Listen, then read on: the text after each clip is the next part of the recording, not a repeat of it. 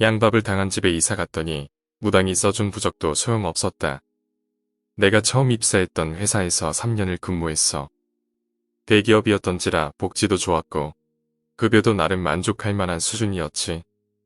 업무도 많이 익숙해지고 내 밑으로 후임도 들어오고 평생 직장으로 삼아야겠다 싶었던 3년 차에 그만둘 수밖에 없었어. 그 집 때문에 말이지. 그때가 한참 대기업들이 경기도 쪽으로 사옥을 이전하는 붐이 일단 시절이었어. 우리 회사도 그 여파로 분당 쪽으로 사옥 이전을 했고 몇몇 부서만 서울에 남게 되었는데 난 애석하게도 전자의 경우로 이전을 해야 했지. 처음 한 달 동안은 서울에서 분당까지 출퇴근을 했는데 야근을 하거나 회사 근처에서 회식을 하면 지하철이 끊겨서 택시를 타야 하는 경우가 자주 생기게 되었지. 근데 택시비가 어마어마한 거야. 회사 휴게실에서 잔 적이 있을 정도로 말이야. 크게 마음을 먹고 생활터전을 분당으로 옮겼고 그래서 가게 된 게 그 집이야. 현관문을 열고 들어가면 전면이 큰 유리창이었어. 블라인드가 있는 유리창이었지. 그리고 침대와 TV, 에어컨이 있고 침대 맞은편에 싱크대와 붙박이 냉장고 그리고 세탁기가 있는 그런 구조였어. 당시만 해도 참 좋은 옵션이었고 그만큼 월세가 비싸서 내 월급을 사이버머니로 전락하게 만드는 그런 오피스텔이었지. 화장실에 샤워 부스도 따로 있었어. 그리고 입주 조건으로 도배도 새로 해준다고 하고 그렇게 설레는 마음으로 들어가게 된 거야. 처음 며칠간은 짐 정리도 해야 되었고 회사 업무도 많았고 이래저래 이상함을 못 느끼고 지나갔어. 그런데 잠을 자도 계속 피곤하기는 했었어. 그냥 내가 좀 지쳤나 보다 하고 대수롭지 않게 넘어간 게 화근이 될 줄 그땐 몰랐지. 그 집에선 거의 매일 밤 악몽을 꾸고 가위에 눌렸던 것 같아. 잠을 자면 항상 새벽마다 한 번씩 깨고 그렇게 잠을 못 자니 출근해선 병든 닭마냥 꾸벅꾸벅 졸기 일쑤였고 업무 능력도 떨어져서 상사한테 깨지고 실수를 반복하고 생활 리듬이 점점 망가지기 시작했어. 하루는 몸이 너무 안 좋아서 조퇴를 하고 집에 와서 현관문을 열려고 열쇠를 꽂았는데 방 안에서 소리가 들리는 거야. 사람들이 떠드는 소리가 들려 도둑인가 싶어서 냅다 문을 열었지. 텔레비전이 틀어져 있더라고. 내가 깜빡하고 들고 간 건가 싶어서 그거 생각을 해보니까 난 TV를 튼 기억이 없는 거야. 찝찝했지만 애써 내가 튼 거라고 생각하고 그 사건을 넘겼는데 지금 TV는 센서가 움직임을 감지해서 일정 시간이 지나면 자동으로 전원이 꺼지잖아. 근데 그때는 그런 게 없어서 틀고 자면 아침에 일어날 때까지 켜져 있고 그랬거든. 분명히 보다가 잠들었는데 일어나 보면 꺼져 있고 샤워하고 나와보면 내가 작동시킨 것도 아닌데 선풍기가 돌아가고 있고 그런 일들이 자주 일어났어. 게다가 내가 신발이 좀 많은 편이기도 하고 남이 쓰던 붙박이 신발장에 내 신발을 넣어놓는 게 싫기도 해서 새로 신발장을 샀는데 퇴근하고 외출하려고 신발을 찾으면 신발이 없는 거야. 분명 신발장에 넣어놨는데 그래서 보면 붙박이 신발장에 내 신발이 들어가 있고 그렇더라고. 그때가 여름이기도 했지만 전기요금이 30만 원이 넘게 나온 적도 있었어. 난 회사에 있는 시간이 많았고 월세에 대한 부담으로 더어더 선풍기에 의지해서 살았는데 기가 막히더라고.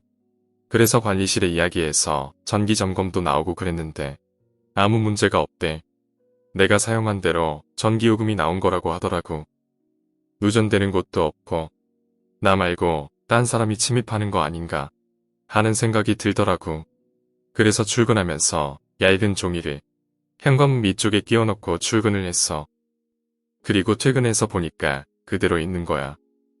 악몽은 점점 더 심해졌어.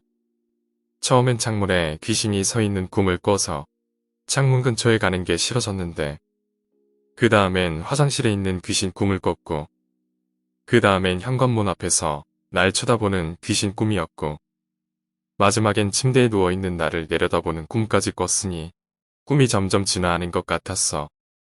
내가 편히 쉴 수 있는 공간이 사라지기도 했지. 그러다 쉬는 날 본가에 가서 부모님께 사실대로 얘기했어. 부모님도 깨방정 떨던 내가 자꾸만 말라가니까 걱정이 이만저만이 아니셨는지 용하다는 무당집에 가서 부적을 써오신 거야. 처음엔 이런 걸 왜 써왔냐고, 안 가져간다고 퉁명스럽게 얘기했는데 내 몸이 너무 힘들고 회사는 다녀야겠고 해서 받아가지고 왔어. 엄마는 부적을 현관문 앞 벽지에 붙이라고 하셨어. 집에 와서 부적을 붙이려고 보니까 현관문 앞 벽지 그 부분에 뭐가 있는 거야. 처음 벽지를 붙일 땐 초배지를 붙이고 그 위에 벽지를 붙이지만 원래 벽지가 있는 상태에선 그냥 그 벽지 바로 위에 새로운 벽지를 붙이거든. 근데 그 부분만 벽지가 아닌 다른 게 보이는 거야. 이게 뭔가 하고 자세히 들여다보니까 부적이더라고. X자 모양으로 교차되게 붙여져 있던 부적이 벽지 속에 있었던 거야. 내가 부적을 붙이려고 풀을 바르니까 덧대져 있던 부분이 비쳐 보이면서 부적이 보인 거지. 상황이 그렇게 되니까 부적이고 뭐고 그 집에 더 있으면 안 되겠다는 생각이 들었어. 내 몸무게는 이미 정상 체중 이하로 내려간 지 오래였고 하루에 서너 시간 자는 걸로 버티는 것도 한계가 있었거든. 부모님도 이참에 좀 쉬고 이직을 하는 게 어떠냐고 하셨고 사실 월세도 너무 비쌌어. 뱁새가 황새 쫓아가려다 가랭이가 찢어진 격이었지. 그렇게 마음을 먹고 나니까 한시도 그 집에 있기 싫어지더라고. 다음날 회사 출근해서 사직하겠다고 부서장님께 말씀드렸는데 별다른 말씀 없이 처리해주겠다고 하시더라고. 그리고 다른 부서에서 후임이 오고 한 달 동안 인수인계하고 난 퇴사했어. 그 한 달 동안 본가에서 출퇴근을 했어. 비록 출퇴근에 소요되는 시간이 왕복 4시간쯤 걸렸지만 집에서 자니까 잠도 잘 잤고 엄마가 해주는 집밥을 먹어서 그런지 몸무게도 조금씩 늘어갔어. 부동산에서는 내가 계약 기간을 채우지 못했기 때문에 새로운 사람이 나타날 때까지 월세를 내야 한다고 했는데 내가 통사정해서 2달치 월세를 내고 복비를 미리 주고 간다는 선에서 합의가 됐지. 그리고 이삿날 친구들 며칠 불러서 내 짐을 빼고 있는데 갑자기 친구 중 하나가 소리를 지르면서 날 부르는 거야. 가서 보니까 붙박이로 있던 신발장에 또 내 신발이 들어가 있더라고. 이게 왜 또 여기 있나 싶어서 신발을 꺼내라는데 친구가 그게 아니고 자기가 꺼낸 걸 보라는 거야. 그래서 친구가 보고 있는 걸 봤는데 신문지에 곱게 쌓여져 있는 어떤 뭉치 같은 거야. 그래서 그게 뭐냐고 쥐약 같은 거 아니냐고 하면서 자세히 들여다보니까 손톱인 거야. 손톱이 수십 개는 넘게 잘려져서 신문지에 쌓여져 있었어. 우리 둘 다 경악했지. 그렇게 난 퇴사를 했고 이사를 했어. 부동산의 그 집 스토리에 대해서 물어봐도 별다른 특이점은 없었어. 그 손톱은 내가 이사하면서 잘 버리고 나왔고 그 이후로 나도 다시 미친 식욕을 되찾고 몸무게도 정상으로 돌아왔지. 내가 그 집에서 도대체 뭘 겪은 건지 이유가 뭔지 알 수는 없었어. 나중에 아는 사람한테 이 얘기를 했더니 손톱이라 누군가 양밥을 해놓은 거래요. 저주 같은 거예요.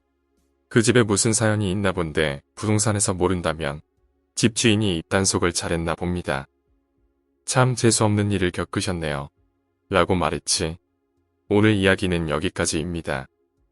오늘 이야기가 재미있으셨다면 구독과 좋아요, 댓글 부탁드립니다. 댓글은 저에게 큰 힘이 됩니다. 감사합니다.